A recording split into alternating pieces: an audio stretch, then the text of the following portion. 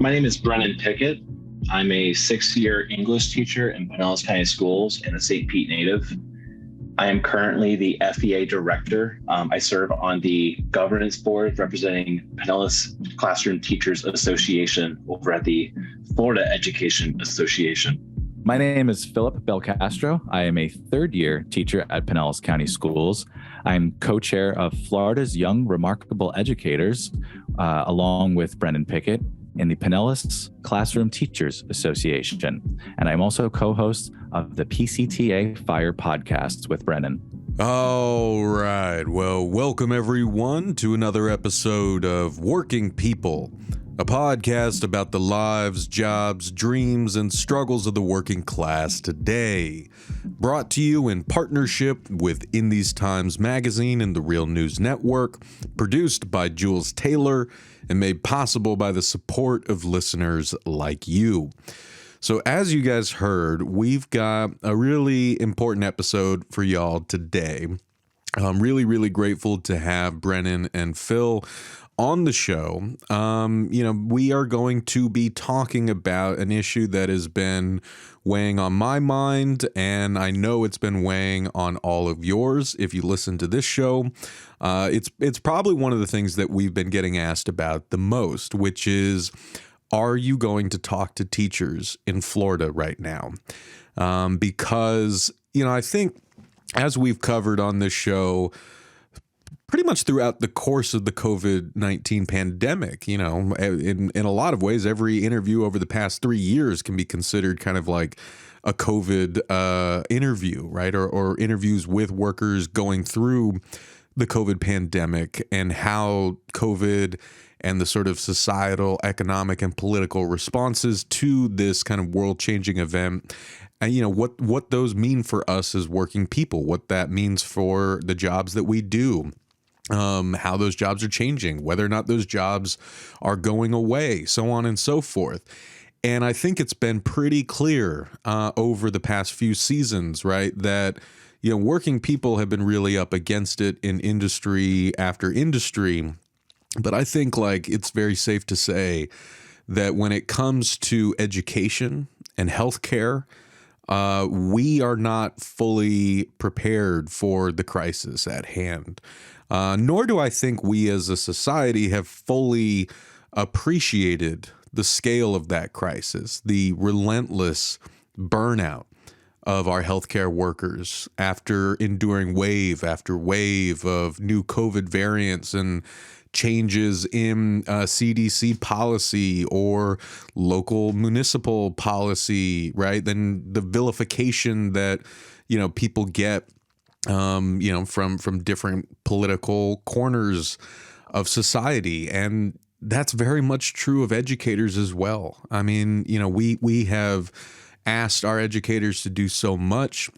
And while we may have championed them as heroes in the early days of the pandemic, as we've covered on this show, educators and educational support staff have really become the target of so much political and cultural vitriol over the past few years. They have really been taking the brunt of people's pent-up frustrations that they don't know who else to take them out on. And not only that, but as we're going to talk about in Florida, which is really, kind of the epicenter of this, growing reactionary right-wing push to overhaul our educational system. That includes attacking organized labor within the education system, further the process of privatization and charterification, but also, as we've all been seeing with,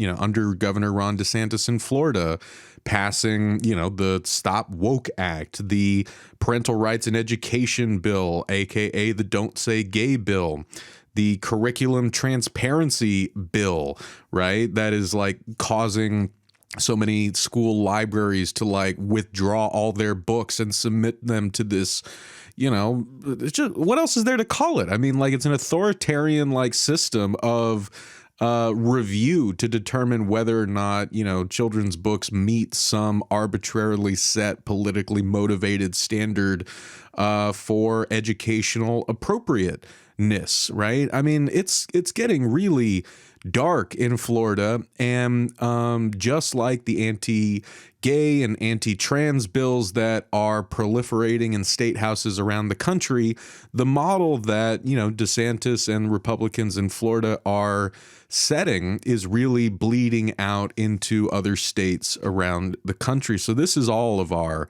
issue to deal with. And it's something that I know folks who listen to the show have been wanting us to dig into more in the new season, which is why I'm so grateful to be on the call with Brennen and Philip, two educators in Florida, as you heard, who are going to really give us, as best they can, a sort of on-the-ground view of what it has been like teaching in Ron DeSantis's Florida, what the day-to-day work of being an educator right now in Florida looks like, and how that work is changing, how the relationships between colleagues or between students, between parents, is changing as these dark kind of political forces take hold across the state and increasingly across the country. So we are going to dig into all of that over the course of the next, 45, 50 minutes or so.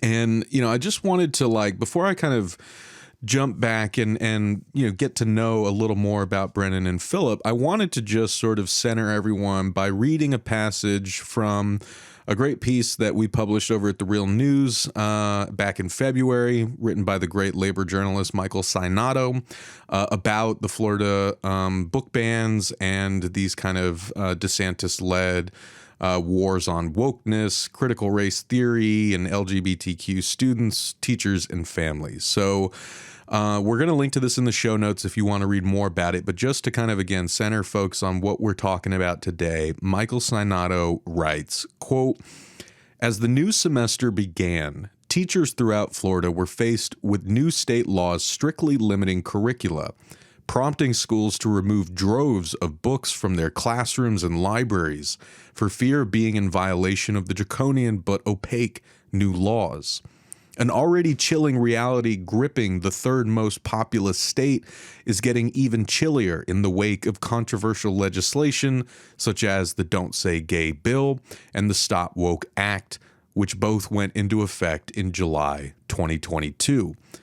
The DeSantis administration rolled out several initiatives in January of 2023 aimed at eliminating broad swaths of the existing curriculum, including banning the teaching of advanced placement or AP African American Studies for high school students throughout Florida. Said initiatives also required public colleges and universities to detail any spending related to diversity, equity, and inclusion initiatives or critical race theory, including listing any programs, staff, or courses that may qualify," end quote. So if it wasn't clear from my introduction, hopefully that passage from Michael's piece does make it clear what we're talking about here. And so, like I said, we're going to kind of work our way up to where things are now and what this means for educators and students on the ground in Florida. But Brennen, Philip, before we get there, before we hop straight into the really heavy stuff, I wanted to get to know a little more about you guys. And on this show, we really like to stretch our legs and dig deep into people's backstories and get to know how they came to be the people they are, how they came to do the work that they're doing, all that good stuff. And so I wanted to see maybe if we could do a shortened version of that. And if you guys could just tell us a little more about how you yourselves got into education and what your pathway to becoming full-time educators in Florida was. My journey started simply as me wanting to be an English teacher who wanted to teach English abroad. I originally taught in Colombia for a year, and I was teaching English as a second language there. And what ended up happening was I got home and I needed a job. So my mother-in-law, who's been a teacher for over 20 years, she told me, and my wife was in the Peace Corps in Colombia. She's like, well, you guys kind of like doing it out there. Why don't you just teach here? And I was tired of living at my mom's house. So I applied to Pinellas County Schools. I got myself a job and I was a teacher. I was an English teacher. I was thrown right into the classroom mid-year, and it was pretty crazy. So that's how I got into it. And slowly but surely, I learned that I actually kind of really like this gig. And I got to start basically pushing my passions of English literature and writing onto my students. And yeah, I really like what I do. So this is only my third year teaching, but I kind of landed here after a series of nonprofit jobs working within the community here. I kind of started in public housing. I was in AmeriCorps for a summer teaching in an elementary school here in the south side of St. Pete. And that was kind of like my first foray into education. After that, I worked with a couple of other nonprofits, and I got a gig teaching what is essentially the Florida equivalent of a health course. They call it HOPE down here. And I got to do that all over Pinellas County. So I went to many of the high schools here in Pinellas. And through that, I knew, having been in St. Petersburg High School, where I currently teach, that there was something special about that particular school. I really liked the demographics of students, how well mixed it was, how it had very affluent children as well as kids who were from lower income areas, how it was very mixed with Black, white, Hispanic, Asian. And I really liked the atmosphere and the culture of the staff there, the staff and administration. So there was something special about that school. And I knew that if I ever had the opportunity to become an English teacher, which I knew was always kind of down the pipeline with my English degree. At that time, I was using my English degree for lots of different sort of adjacent things like media and advertising kind of stuff too. And along with this nonprofit gig, right, media coordinator. That's a school I wanted to be at. So actually during the pandemic, an opportunity became available. And I tell this story a lot, but the amount of time between me clicking the submit button on my job application and accepting the job from the principal was 11 hours. Wow. So it was a very quick turnaround time. That's how desperate they were during the pandemic. So, I wasn't afraid of, high schoolers, teenagers. They can be a tough crowd, but I'm a musician by nature. I've done lots of performance work, so I knew I could take it just as much as I could dish it out. So that's kind of how I ended up with my own classroom with like my name above the door. And I am very content in the profession. I really enjoy it. I love the performative nature of it. I love being able to educate and share, knowledge and some of the things that I love with students. And they share so much stuff with me too. I feel so in tune with music and video games and movies and TV shows now because it's a back and forth. So I genuinely love the gig of teaching. Let's talk about that for a second. Again, like before we get to, Ron DeSantis and these kinds of new changes targeted at K through 12 and higher education, as well as teachers unions specifically, and organized labor in general in the state. Let's talk about like those qualities of the job that attracted you, and what the work has been like, because this is something that I've heard you guys talking to fellow educators about on your podcast, the PCTA FYRE podcast, which everyone should go check out. We've linked to that in the show notes, including their Patreon. So if you want to support Brennen and Philip, go check out their show. Go support them on Patreon. You guys know the drill. But I know that y'all have talked to other educators, right, about how even before COVID, right? I mean, there were still a lot of long-standing issues with our public education system. It's not for nothing that before the kind of quote unquote strike waves of the past couple years, really the biggest mobilizations on the labor front were teacher strikes, or the Red for Ed strikes, in Oklahoma and West Virginia, Arizona, California. And then, even before that, the famous, Chicago Teachers Union strike about 10 years ago. And so, and those strikes were really, born out of this dire need to address the longstanding systemic disinvestment in our public education system, in our teachers, in our students, and our staff, right? And that was leading to a lot of burnout. It was leading to people fleeing the profession. So, it's always that mixed bag, right? There's so many things that we love so much about teaching. I miss teaching. Hell, it's the one thing about higher education that I do miss, right? But it's like balancing that with all this other stuff. I was wondering if you guys could just tell us a little bit more about what that job has entailed for you, and like what sorts of issues were you seeing or you've heard about that were plaguing the profession, I guess, before COVID-19 hit and before Ron DeSantis became governor in Florida? So unfortunately, I don't think Florida will be joining the rest of the country when it comes to striking. What happened in Florida in 1968 was that we were the first state to go on strike, and then slowly, very quickly rather, they took away that right from us as a right to work state and gave us collective bargaining as a gimme. Florida, since I've been in this profession for 6 years now, I taught before COVID and I'm now teaching currently. One of the biggest issues that it continues to follow us has always been pay, always been our salaries, and has always been the hardest part about retaining teachers. Florida currently is 48th lowest pay on average, according to the National Education Association. And no matter how many times Ron DeSantis wants to tell us that he's been raising salaries, he raises the starting salaries only. We're seeing more and more of a crunch now from the older generations to the newer generations. For example, as a 6-year educator, I only make about $2,000 more than someone who starts today.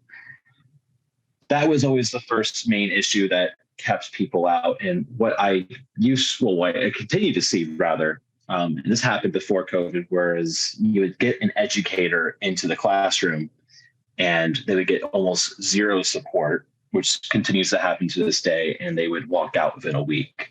I remember my second year of teaching, we had an English classroom that had 4 different English teachers walk out within a couple of weeks, until eventually you find someone who's dumb enough to stay, right?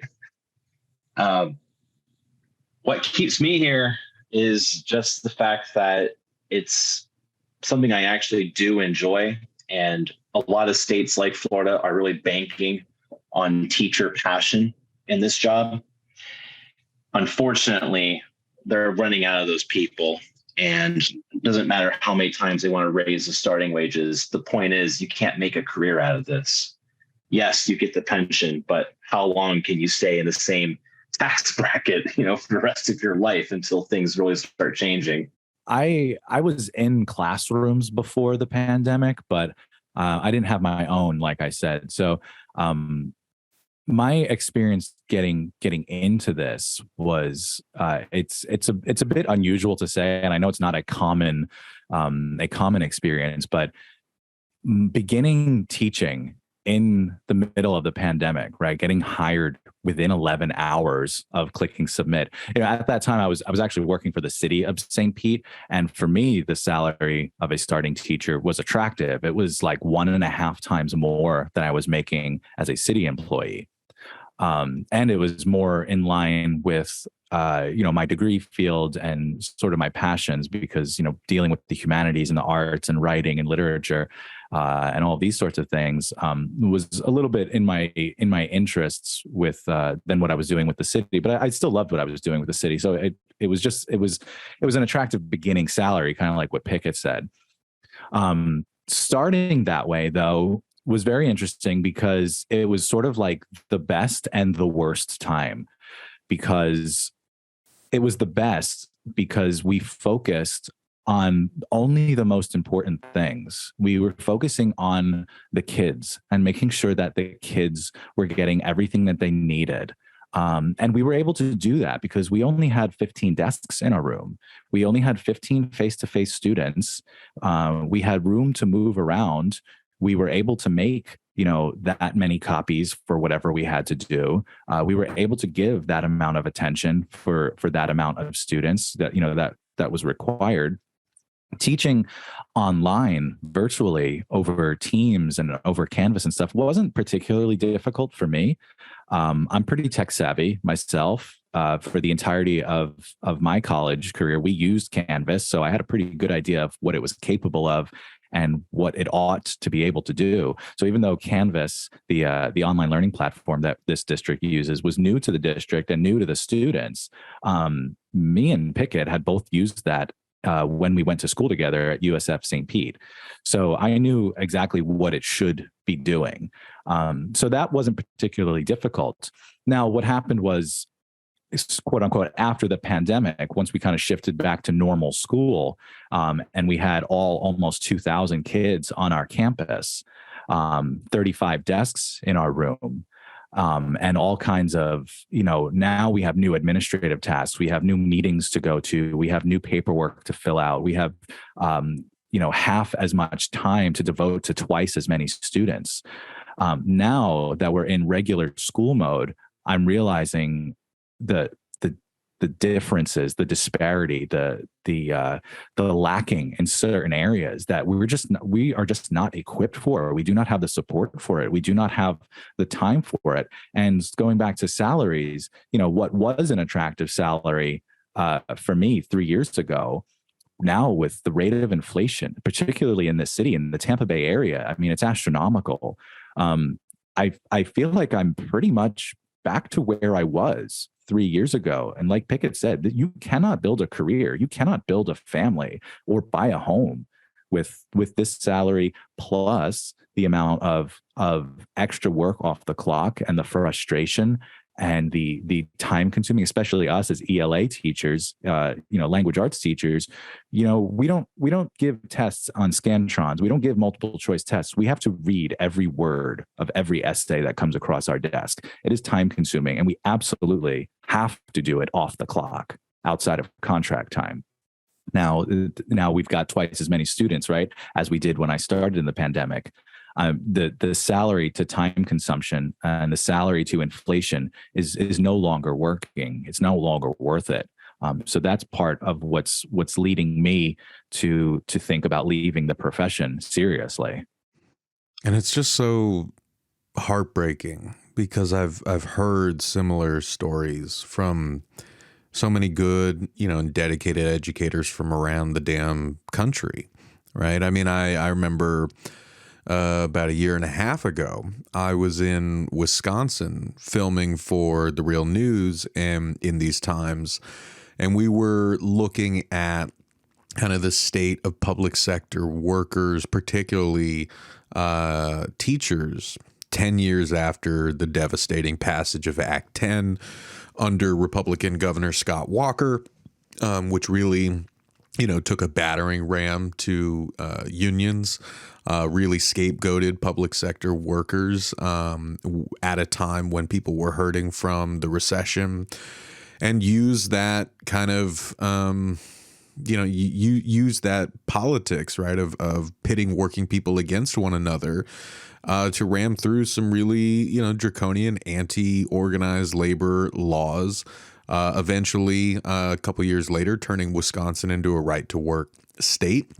And the result has been very similar to what y'all described, right? I talked to educators in rural parts of the country, to Madison, who were saying like, yeah, I mean, we love our students, we love our schools, we love our colleagues, but like the workload is unmanageable. The number of students that we are juggling is unmanageable. Some of us don't even have an office. We're running like between buildings, but also like that question of retention, right? How do you retain educators? How do you convince people to not just like, work at the school, but to plant roots there, to make a life there, right? To be part of the community and educate generations of, children, soon to be adults who come out of that community. I mean, because that's what a lot of these educators that I spoke with in Wisconsin wanted to do, but they were like, financially, we can't make it work. So I'm going to have to go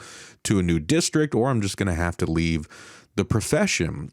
And I mean, like that is such a kind of slow boiling catastrophic effect, I think, on our society, on our children, on our communities. That's really hard to appraise, right? But I think, you spend any time talking to folks who work in education, you can definitely sense it's there.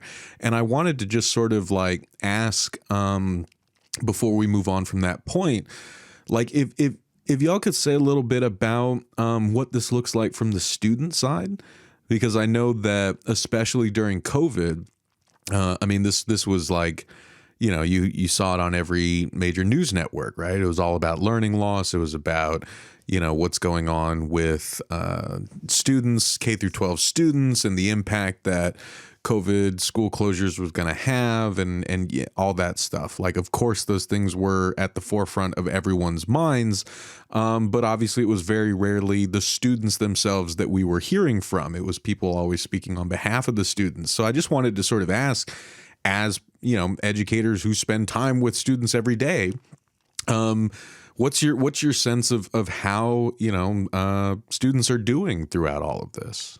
I don't think it's crazy for me to say that this country has never truly valued education.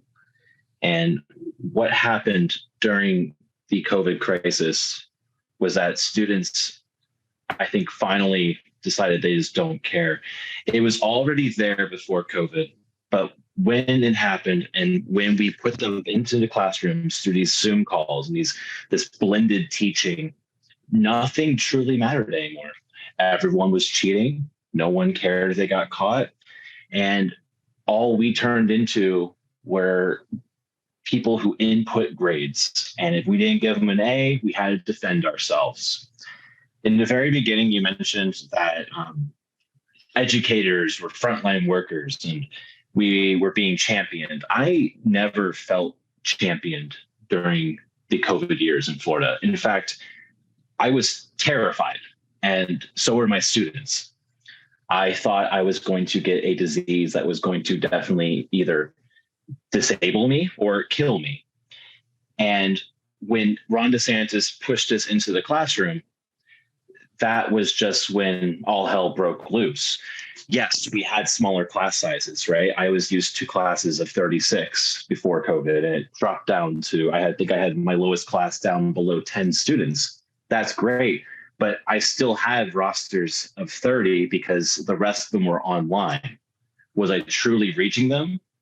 No. Their cameras were off. They weren't communicating with me. Sometimes I didn't even show up. So all I was really doing, what I felt like, and it took a lot of meaning out of the job for me, was I was just the person to take attendance, say this person signed on to a Zoom call, and then if they fill out a worksheet, I could just put in an A, and that's going to count as a high school credit saying they are ready for the workforce. It's just getting worse and worse and worse. And it's getting to the point to where we have to start thinking, why do we go to school, essentially, in my opinion? I don't think Florida values education whatsoever anymore after the COVID years. We're truly at a loss. So as far as learning losses went, I think we just lost the focus on education altogether. I agree with what Brennen just said, that we need to rethink, why are we doing this? I mean, we do have compulsory education in this country, and we've had it for a really long time. Now, with the changes that we've seen since the pandemic, we're kind of at a reckoning with ourselves. We're thinking, well, what could education be? What could education look like? I would disagree on the point that say this country has never cared about education. I think we've been on a downward slope since probably the 1960s, though, with a lot of policies and changes that were made at that time that, our parents and grandparents were sort of the ones mostly affected. And now we're sort of seeing the outcome of that. And on top of all that, I feel like it's very interesting and ironic that a lot of the conservative talking points about building community and the degradation of traditional values and families, what me and Brennen are trying to do is trying to build a family, trying to retain our values, trying to stay in our communities. And we're being pushed further and further out because we cannot afford to be part of our community. We cannot afford to serve our community. Right now, where I live, is right across the street from the high school. And I love being able to walk to football games, being able to walk to music performances. I love being able to visit my students when they're working or run into them at the gym or at the park or something like that. Being actively involved in my community and my students seeing that I'm a real person and me seeing that they are out in the world being good people and reflecting what we teach in the classroom and reflecting all of those values, that is extremely important to me. So the idea that anything that teachers do or anything that is being done to the education system is intentionally trying to hurt that is extremely offensive and just categorically wrong. So what we're seeing now in the classroom is a complete apathy, a complete atrophy of education and of students, because they have spent a lot of time inside the box with virtual learning with nobody really sure how to use it. And like I mentioned, I am a technophile. I do like technology. I think using it in the classroom is a fantastic idea, and I use it every chance that I can get. The problem that we're seeing, though, especially here, is that teachers are being replaced with technology. I mean, it's been done to math classes for years. It's been done to economics classes. We have a teacher who's been teaching almost 30 years in our school, and he is a full-time computer monitor at this point. He administers a program over a computer to a room full of 40 or 50 kids or whatever it is. He used to be an economics teacher. He used to be a social studies teacher. And we're seeing that happen now to the social sciences. We're seeing that happen to the language arts, that they're using programs that these, budget cutters and administrators and school districts and people at the state level think can do our job just as good as we can. And like I had said, ironically, it's deteriorating the actual fabric of what a community is. It is deteriorating what students think that they're capable of. And we're seeing the results of that. We do have complete apathy, and it's driving good people away, because if the students don't care about things, if they don't see the value in learning or participating in anything at this point, I mean, what can we do? How many fun activities can you create for maybe 2% of your students to actually care about? And then, they're not oblivious to the state of the world. Some of them, we know, listen to our podcast. We don't talk about it in the classroom, but some of them have said, and we talk about current events in my class. They know that the world is in kind of rough shape. And on top of that, I mean, they've got the physical evidence that they've got classrooms with no teachers in them, or they've got, classes that have been taught by like 6 different people over a year. And they know that, oh, what happened to Miss So-and-so? What happened to Mr. So-and-so? Well, they left. They quit. So we know that you really liked them and that person wanted to be in the classroom with you, but they quit. So they're not oblivious. They are internalizing all of this. And now what we're seeing is the external ramifications of all of those things. Well, and that brings us, terrifyingly, right, to kind of these seismic changes that have been going on in Florida, right? And I think it's important to connect those 2 points, right? Because, yeah, man, Jesus, I genuinely can only imagine what my sense of the world would be if I was, if I was in high school right now, and trying to kind of make sense of the world that I am preparing to enter, and what my education would mean to me in this context. And it really does stop me in my tracks and break my heart to think about just how different of an outlook I had on the world when I was in high school. Not so long ago, less than 20 years ago. I graduated in 2005. But just, the world still seemed open. It still seemed like my pathway to a future that I wanted to make for myself was open. It was possible if I just worked hard enough, if I went to the best schools, did the most extracurriculars, took the most AP classes, all that stuff. And it's like, in that time, what's happened? I mean, a financial meltdown of the global economy that has led to just Gilded Age levels of wealth inequality, the continued destruction of our shared planet, and the absolute refusal of the people in power on the government side, on the industry side, and governments and states around the world, predominantly in the developed West, doing absolutely nothing to halt the onslaught of climate catastrophe. And I know that this is something that the younger generation is very well clued into. And so they're actively watching their parents' generations destroy the planet and do nothing to stop it. So that's got to have an effect as well. To say nothing of seeing their older siblings or uncles and aunts having rushed into a meat grinder of a higher education system that is just saddled entire generations with debt that will never be able to pay off. While cost of living goes up, quality of life goes down. People are working longer and harder, but struggling more and more to make ends meet. And then you got COVID on top of that, and we saw a lot of good in each other during COVID, but we also saw the worst of each other over the past 3 years. And you don't unsee those things. You don't unsee the ways that people treated flight attendants or baristas or educators. You don't just put that back in the box and return to normal.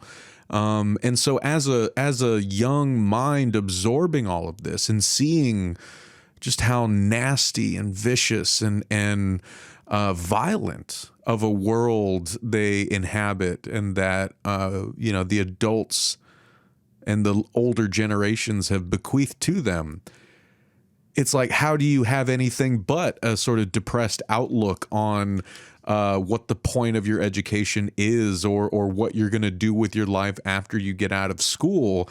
And yet, I turn on the TV and I hear, students are apathetic, or they're not learning as much because they're, their teachers are too woke, right? Or we're not religious enough. Everyone needs to go back to church or start saying prayers in schools again. It has nothing to do with the fact that students are now packed in classrooms that are twice as big as they used to be, with teachers who don't even make it through a full year because they get burnt out, or the turnover is so high. It's like we try so hard to identify everything but the real problems at hand.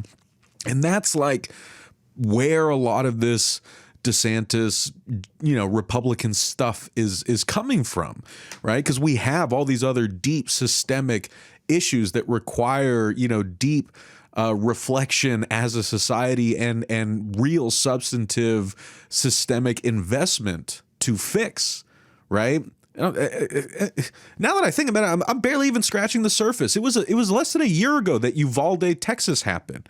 How could you be a student watching shit like that and not feel like your society doesn't give a damn about you and your life? I would really press everyone listening to this, every parent, every grandparent, everyone who thinks that they know better what to do about the situation, just stop and think about what message we are sending to our children about how much we value their lives and how much of a society they're going to have to inherit when they reach adulthood. But anyway, I don't I guess I haven't like spoken out loud about this in a while, so that all just kind of came rushing out of me. I apologize, guys, but I wanted to like in that vein, really like let's drive into the heart of darkness here, right? Let's bring in the changes under Ron DeSantis into this conversation, because in many ways we've been talking about everything like leading up to that. And DeSantis assumed the governorship in January of 2019. So this was 3 years ago. I was wondering if you could each talk a bit about, you know, we do this on the show a lot. We really like to get to know, like, okay, what does a typical week look like for you doing the kind of job that you do? Like, just tell us, for folks who've never worked as an educator, tell us what that looks like. I was wondering if we could start there, and if you could then sort of talk about how you started to notice changes in that work or in the culture, in the vibe, as these kind of successive, legislative changes have taken effect in Florida under the auspices of Ron DeSantis as governor. So a typical week for me as an English teacher, I currently teach AP language and composition, as well as an English 2 course. Every morning I get up at 5 a.m. I get to work at 6 a.m. and I sit down and I try to grade about 5 to 10 essays that my students have written so I can get them back some timely feedback. School starts at 7:25. I don't get paid for that hour. I then work. I do my lessons. During my planning period, I try to maybe plan out the week as far as I can go.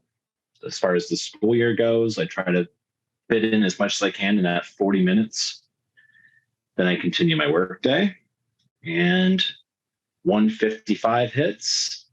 I usually have to go to some kind of meeting. Sometimes it's a 504, sometimes it's an IEP.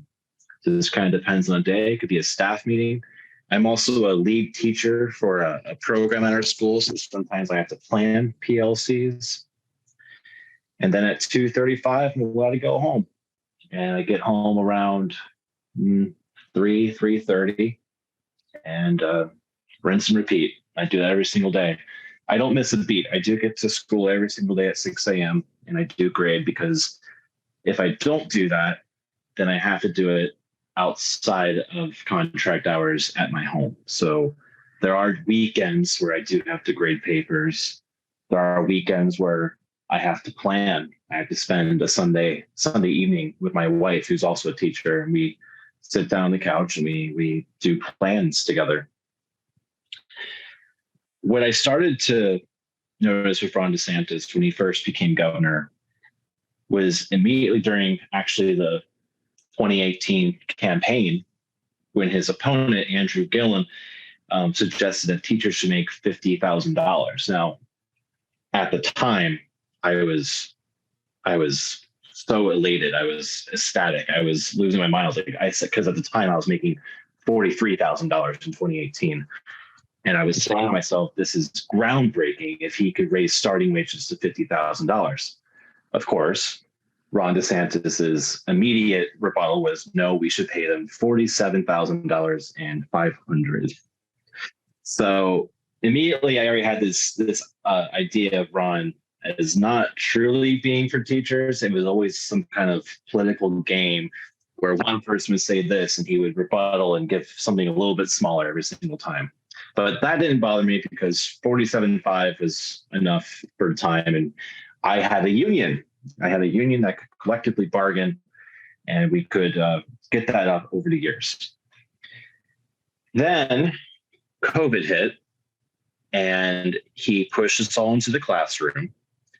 And I was terrified. My students were terrified. But after all, we were solving the learning gains. And Ron likes to brag about how he saved Florida's schools because he pushed us all into the classrooms, even though every single teacher was saying no. But that wasn't a big deal. I just put my head down. I kept on working.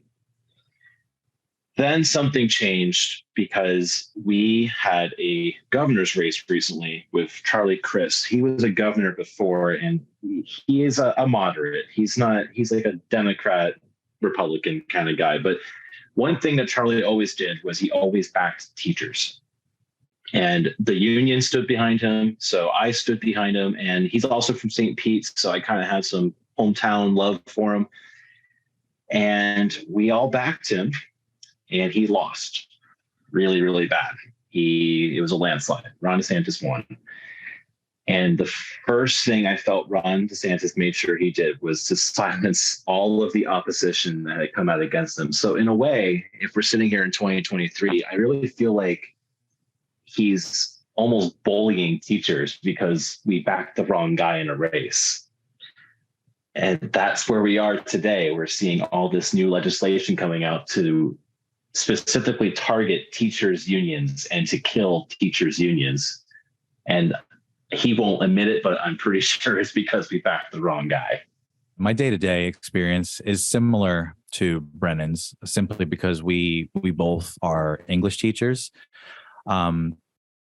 To give a little bit of perspective on a couple of things, though, I definitely don't get there as early as he does. He is easily one of the first cars in the parking lot every morning. But as a relatively new teacher, getting into this and being more active, kind of like doing what we're doing now and starting the podcast, I think something people don't fully realize, especially, maybe some of those people who are taking a punitive approach to educators, is the amount of training required and the amount of classes and meetings and professionalism that actually goes into this gig. So my degree is in English and professional writing. It's not actually in education. So in order to get a professional educator's license here in the state of Florida, I had to take 5 additional college courses on my own time with my own money.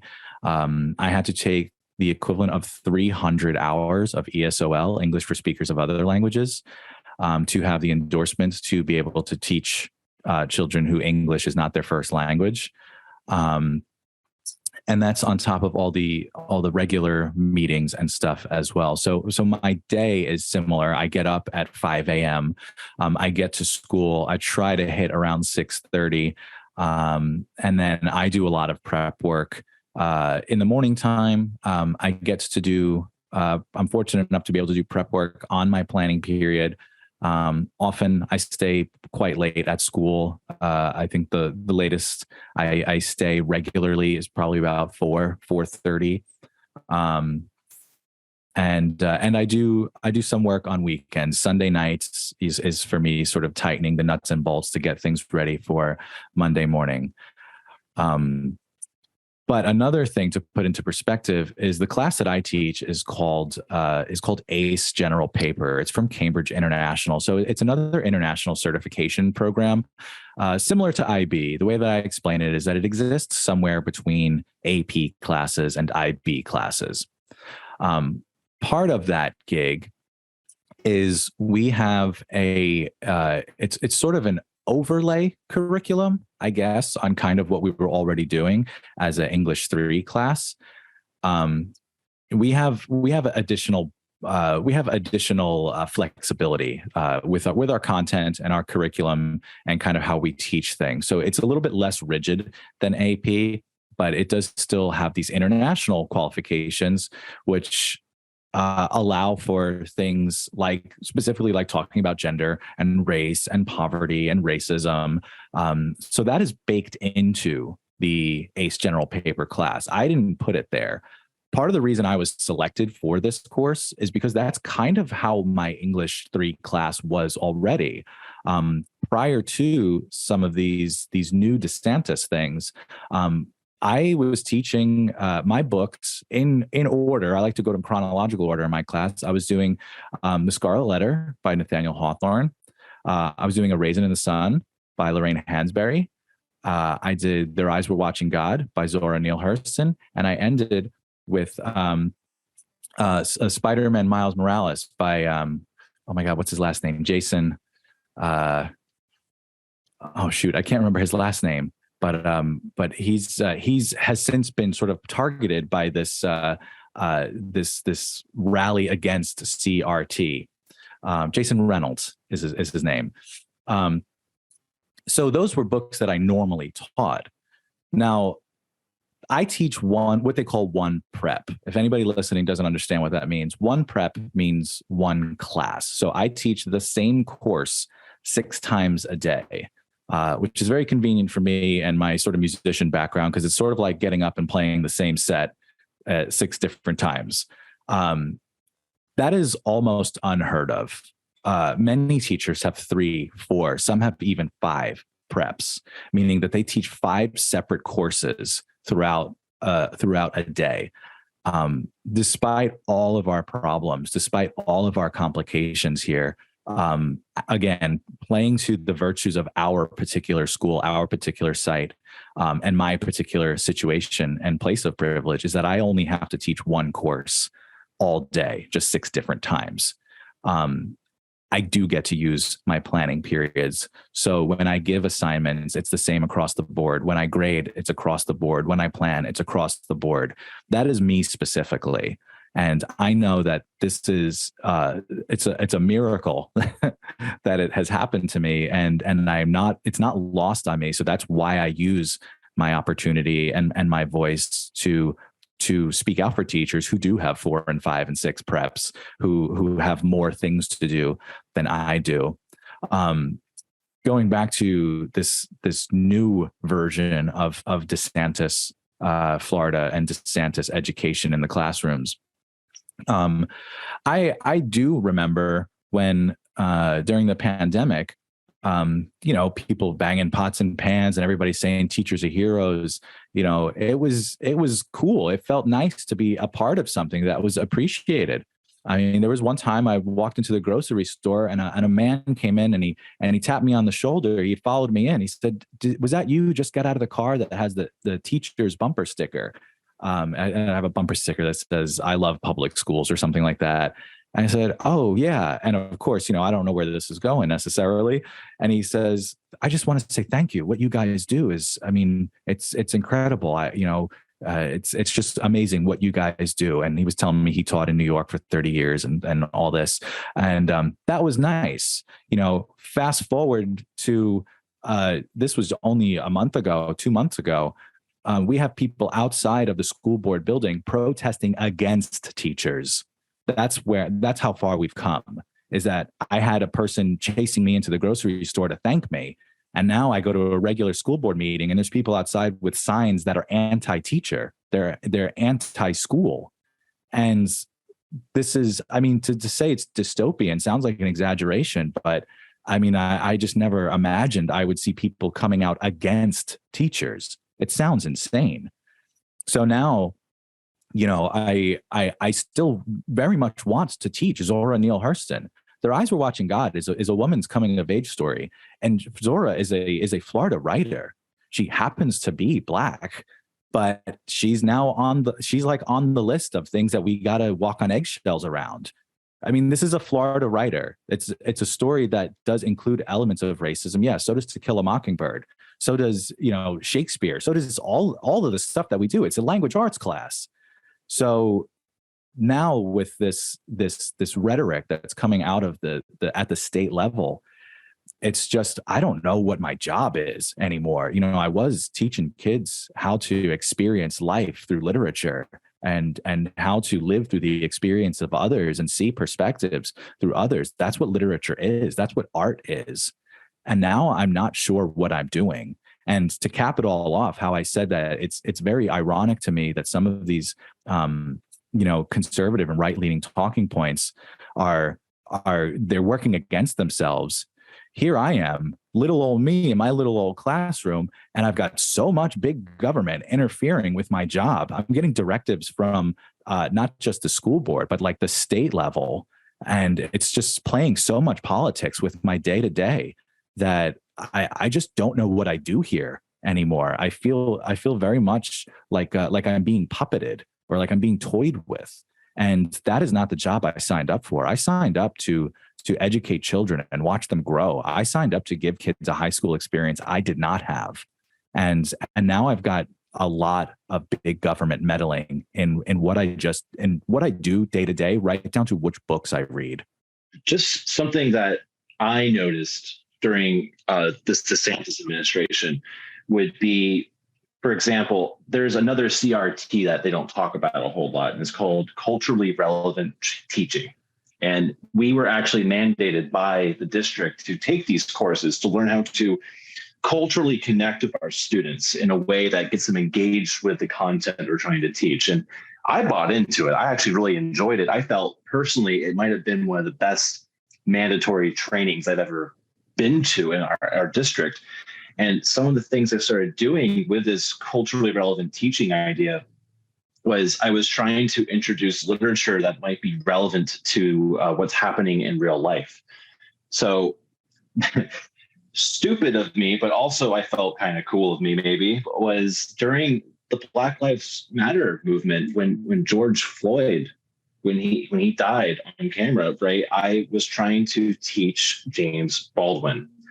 And I remember it was 2020, Philip had just started teaching, and I was introducing Sonny's Blues. It's a short story that I really connect to personally. So I felt with the times happening and also how I felt about the short story, I was going to read it in my class, and we were going to have some Socratic seminars, which is where you sit in a circle and you kind of have like a book talk and you kind of talk about ideas.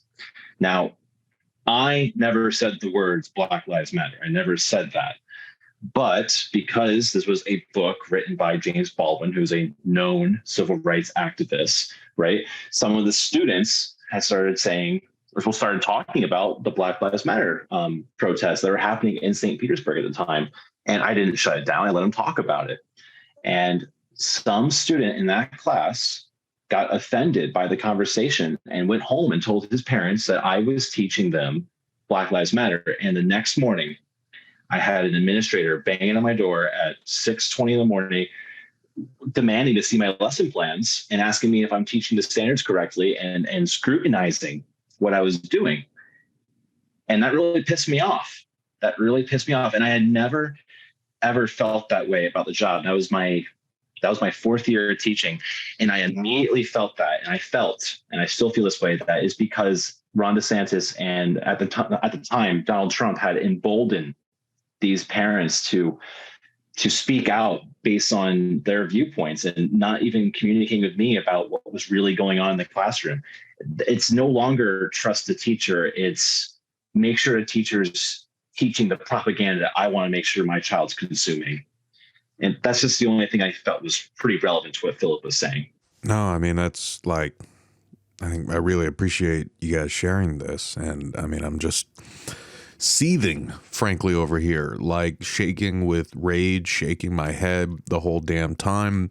And I know I gotta let you both go in a minute, but and I want us to finish off by talking about what resistance there is, right? You know, what maybe the unions are doing or can do, right? What labor can do to push back against this, right? What we can all do. I mean, Jesus, if you support your teachers, if you support educators, if you support workers against these attacks, show up to those school board meetings, right? We mentioned it before. My man Tavita Uhatafe from the Transport Workers Union, had a really great speech about this at Labor Notes last year, where he said, if you're a union member, you go to those school board meetings and you say, I stand by my teachers, right? I don't care if you've just come off your shift, but like we need people there counteracting these extreme voices. We need to actually support one another because of the dark shit that we're all talking about here. So I want us to end on like what is happening and what can folks listening to this do to show support for you all and your fellow educators in Florida.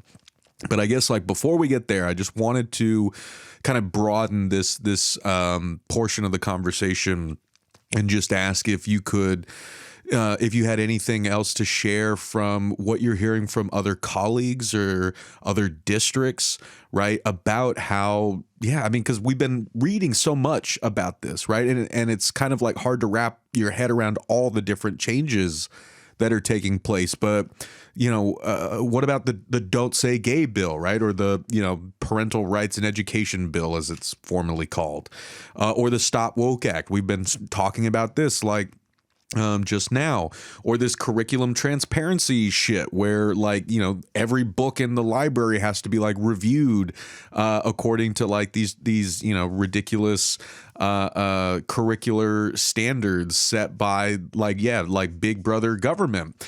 I was wondering if we could just say a bit more for folks who are around the country reading about this different shit, like what else you're hearing or seeing yourselves about how these different kind of education policy changes, what they're translating to for you and your fellow educators and your students, and even those changing relationships with parents. I just want to remind everyone that elections have consequences. Florida let this happen. And now we're facing the repercussions of parent scrutiny and extremist involvement. I'm proud of my union. I'm proud of the teachers who have been going to school board meetings with me and speaking about this. And I'm proud of the parents who have been standing by us. And what every single school district in the state of Florida and in this country needs to be doing is getting the community involved with what happens in their schools. And that's usually the critique you'll hear from the DeSantis branch. That's the same critique you'll hear from the Moms for Liberty, right? Is that they want to have parental rights. But to take the words of a fellow union member of mine is that our classrooms have always been open. They've always been open. And when we let these people run what is going on, what you're going to continue to see now, especially in Florida, is you're going to see more books get banned. We just banned The Bluest Eye by Toni Morrison in Pinellas County Schools. They're looking at banning more books. They're looking at banning A Clockwork Orange. They're looking at banning so much more. And it's all in the name of teaching the same religious dogma that they're trying to push on to teachers. I'm currently in a civics excellency course with the state of Florida. Instead of paying teachers more, Ron DeSantis decided that he was going to put money aside to make sure he can re-educate all his teachers in what civics looks like.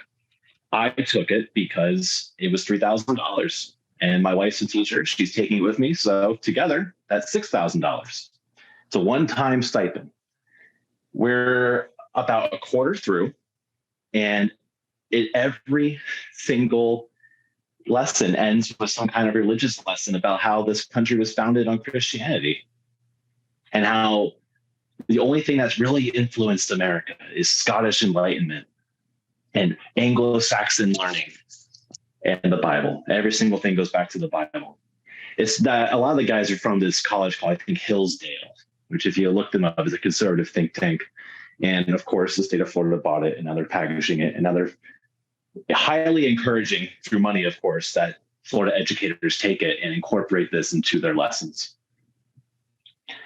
So to kind of put it all up is we need to keep this activism going on. Recently, we had a school board meeting in my district where we were capable of rallying 56 speakers for educators.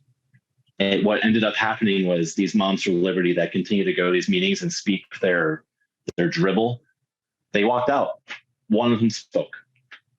We outnumbered them. And when you outnumber them, they finally go away. But they don't go away forever. So you got to keep it up. To speak a little bit about other parts of the country and our colleagues, I myself had 2 virtual job interviews this past week in the Bend Lapine School District in Oregon. And both interviews, one of their final questions was something along the lines of, what does diversity and inclusion in the classroom look like to you? How important is it to you? And on both occasions, I said, well, have you seen the news out of Florida lately? And they both, kind of had a head slapping moment. They said, oh, geez, yeah, I forgot. It just it didn't occur to me that that's why you would be leaving. And I said, yeah, it's extremely important. I can't do what we do. I can't do educating, And I told one of them, the principal of Bend High School, I said, I have an email in my inbox right now that is giving me instructions on how to pull books from my shelves, how to inventory and potentially pull books off of my classroom shelves. And this principal on the other side of the country says, you just saying that made it real for me. I just got chills thinking of that. And I said, yeah, that's what's going on down here. Now, what me and Brennen are doing with the FYRE podcast, Max, you said you graduated in 2005. So did I. I know the FYRE is Florida's young remarkable educators. I'm kind of aging myself out of the young part of that. so I'm just the available educator at this point. But so part of what we're doing with the podcast is we're trying to collect these voices. Like, yes, we know that we're St. Pete centric right now because we just kind of live near each other. We do try to rope in as many Pinellas people. We went across the bay and we grabbed some Hillsborough and Tampa people. We are trying to elevate as much of this as possible. My objective, my own personal directive to myself is stir the pot. And it's no secret. I tell my students this, and I love to remind the school board of this. The students are our boss. We do the superintendent is not our boss. The principal is not our boss. The school board, the governor, the secretary of education, they are not our boss. I see the boss every single day. I talk to the boss. Okay. So the students are our boss. And there's a lot more of them than there are of the politicians. There's a lot more parents. There's a lot more grandparents. And every one of those parents, every one of those grandparents, all of these people know people who are blue collar, who are laborers. So no matter where you fall politically, there's a lot more of us than there are the people who are making these decisions for us. So if we're going to create anything resembling a unified labor front, we do need to get your aunts, uncles, cousins, nephews who are post office workers, who are sanitation workers, who are linemen, who are firefighters, who are police. We need all of these people to say, if we want any sort of community, if we want any sense of community, if I want my kids, if I want my grandkids to have their teachers for a long time, and to know who they are and to respect them. If we want any of this to work, if we want to maintain any of the nice things that we have left, we have to protect some of these public institutions. Degrading them and letting them get degraded to the point that, people are looking at it like it's not worth saving. I don't think public education is not worth saving. I'm a product of public education. Pickett's a product of public education. All of our students, the people that we come to serve every day who are our bosses, they are products of public education. I don't think it's all for naught. I think it is worth saving. So if all of these people are gonna walk arm in arm, lockstep, and we're gonna go to school board meetings and we're gonna go to capitals and we're going to vote with our communities in mind, we need to do it together. That's the only way this is going to work. That's the only way it ever has worked. And it has worked in the past. This is a recent development. So if we can go back and get some of those history books that some of these states want to throw in the trash and look at some of these examples of things that have worked in the past, they do, but we need to do it together. And we can't have this infighting within labor saying that, just because the police and the firefighters have stronger unions, well, they're not going to help protect teachers. Listen, if the school burns down, I hope the fire department shows up. If there's any kind of active threat situation, I want that police officer who's working at the school. That's my coworker. I want him there or her there. That's important to us. So we all work together. We're all part of the same community. So elevating our voices, anybody who's listening, if you're in a school district, then you feel comfortable and you feel safe doing what we're doing, starting a podcast or helping, organize people to go to school board meetings. We have to elevate the voices because this is the time. I remember the pots and pans banging. My friends who are EMS, my friends who are nurses, they remember the pots and pans banging, and people are starting to forget. We can't let them forget how important it is.